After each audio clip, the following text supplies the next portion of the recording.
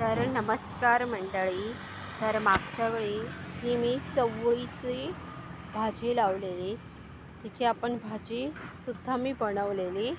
तर आता ना या चवळीला ह्या शेंगा धरल्या आहेत, मग त्या शेंगा काढणार आहे आणि त्या शेंगाची मी भाजी बनवणार आहे. तर हे बघा, ह्याला वालीच्या शेंगा म्हणतात. तर या अशा आता हे बघा, ह्या भरपूर अशा शेंगा लागलेल्या आहेत. हे बघा,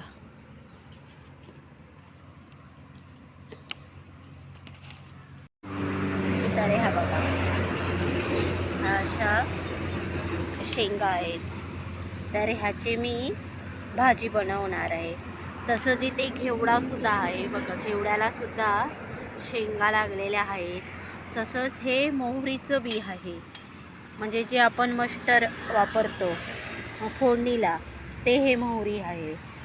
तर मी ह्या शेंगांना सगळ्या काढून घेते आणि ह्याची मी भाजी बनवणार आहे. तर ती भाजी कशी बनवणार ती तुम्हाला दाखवते. तर हे बघा मंडळी, मला ना ह्या एवढ्या शेंगा मिळालेल्या आहेत. तर ह्या शेंगांची मी भाजी बनवणार आहे. तर मंडळी, आपण ज्या मी चवळीच्या शेंगा काढून घेतलेल्या ना, तर त्या अशा मी बारीक कापून घेतल्या, म्हणजे स्वच्छ धुवून व्यवस्थित साफ करून त्या अशा व्यवस्थित बारीक ती कापून घेतलेल्या आहेत. आणि हे बघा, ज्या काय काय अशा जून होते ना, तर त्याच्यामध्ये ही अशी चवळी तयार झालेली आहे. म्हणजे हिची आपण उसळ करू शकतो किंवा हे आपण बारीक कापून भाजीमध्ये घालू शकतो. तर त्याच्यासाठी मी काही फार साहित्य असं काही घेतलेलं नाही आहे आणि ह्याला काही जास्त साहित्य लागत नाही. ही भाजी आपण तिखट पण, म्हणजे मसाला वापरून पण आणि मिरची वापरून पण करू शकतो. तर मी इथे ही कढई घेतली आहे आणि कढईमध्ये हे तेल टाकलं मी. तर तेलामध्ये मी ही राई, मोहरी टाकून घेते, राई.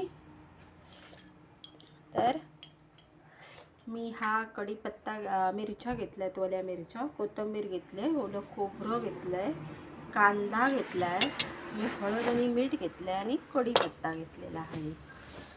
तर हे जे गर आहेत ते छोटे छोटे थोडे बारीक करायला पाहिजेत, तर ते मी बारीक करते. ही मोहरी तडतडली आहे, तर त्याच्यामध्ये मी हा कढीपत्ता घालते. त्याच्यामध्ये हा मी कांदा घालते, एक कांदा घेतला आहे बारीक कापून, आणि त्याच्यामध्ये हा मिरच्या घालते. तर हे व्यवस्थित परतून घेते. 1-2 मिनटं हा कांदा आणि मिरच्या शिजू देते. तर तोपर्यंत मी ही जी चवळी आहे, म्हणजे जे दाणे होते, तर ते मी बारीक कापून घेते, कारण ते कोवळे आहेत त्याच्यामुळे ते लवकर कापले जाणार नाही. तर आपण ह्या दाण्यांची, म्हणजे आपल्याला चवळी तर माहिती आहेत, ह्याची आपण उसळ बनवू शकतो किंवा आमटी बनवू शकतो. तर मी आता ते भाजीतच वापरणार आहे. तर मी ते कापून घेते. तर आपले हे 2 मिनटं झालेली आहेत. तर त्याच्यामध्ये हे मी मीठ आणि हळद टाकून घेते.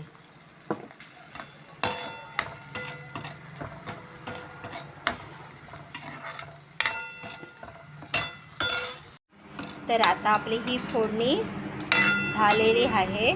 तर त्याच्यामध्ये ना मी ही हे बघा, ही जी चवळी आहे ना, ती टाकून घेते. कारण ही चवळी मी कापण्या अगोदरच स्वच्छ धुवून घेतली होती. स्वच्छ धुवून साफ करून त्याच्या पाठची पुढची जी टोकं असतात ती काढून मी बारीक कापून घेतली आहे. तर हिला आता आपण मंद गॅसवर असं वरती झाकण ठेवून ना 1-2 मिनटं मी शिजू देते, असं झाकण ठेवून. तर भाजी घालून 5 मिनटं झालेली आहेत. तर मी परत तिला एकदा परतून घेते. त्याच्यामध्ये मी पाणी घातलं नव्हतं, तिला पाणी सुटलेलं आहे हे.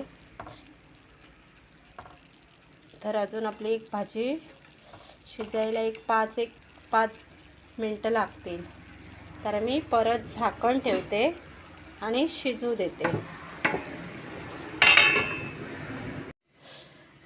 तर आता आपली 5 मिनटं झालेली आहेत आणि आपली ही भाजी आता हे बघा त्यातलं पाणीसुद्धा सगळं संपलं आणि भाजी आता आपली छानपैकी शिजलेली आहे. तर आता आपण काय करायचं, त्याच्यामध्ये हे ओलं खोबरं घालायचं आणि ही कोथिंबीर घालायची.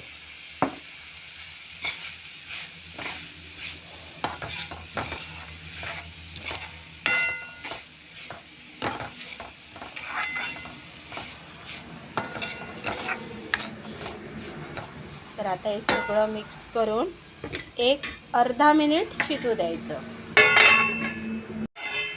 तर आता आपली ही भाजी वालीच्या शेंगाची आणि वालीच्या गरांचे तर माझ्या शेतात पिकलेली म्हणजे मी लावलेली भाजी तयार झालेली आहे. बघा ही भाजी चपाती बरोबर भाकरी बरोबर खूप छान लागते. ते बघा तर मग तुम्ही सुद्धा अशा प्रकारे भाजी लावा आणि जी आपण जी पिकवतो ती ऑर्गॅनिक असते, हेल्दी असते. त्याच्यामध्ये बाहेरची कुठचे कीटकनाशक वगैरे किंवा खते वगैरे पेरलेली नसतात.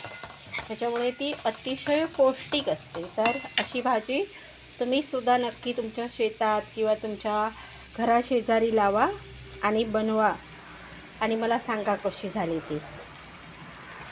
तर माझी ही भाजी तयार झाली आहे.